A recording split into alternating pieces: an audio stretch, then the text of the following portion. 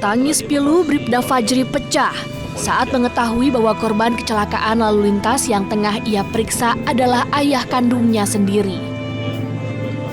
Kamis 3 Oktober lalu, Bribda Fajri yang tengah bertugas di unit Laka Lantas Polres Lubuk Linggau mendapatkan laporan bahwa terjadi kecelakaan lalu lintas di Jalan Yosudarso.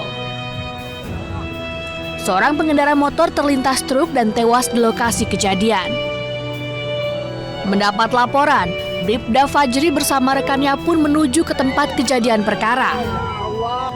Namun alangkah terkejutnya, ketika Bribda Fajri memeriksa KTP dan mendapati kenyataan bahwa korban merupakan ayah kandungnya sendiri bernama Talimin.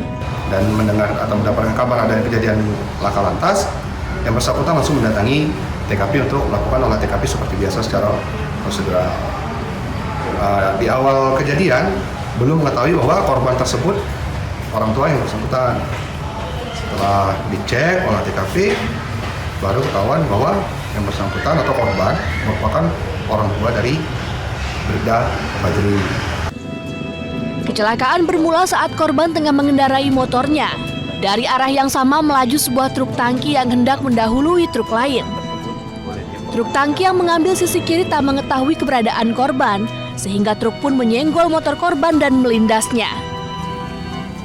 Korban sudah dimakamkan keluarga di Desa Marga Tungga, Kabupaten Musirawas. Sementara sopir truk tengah menjalani pemeriksaan di Polres Lubuk Linggau. Dari Lubuk Linggau, Sumatera Selatan, Sudirman, iNews melaporkan.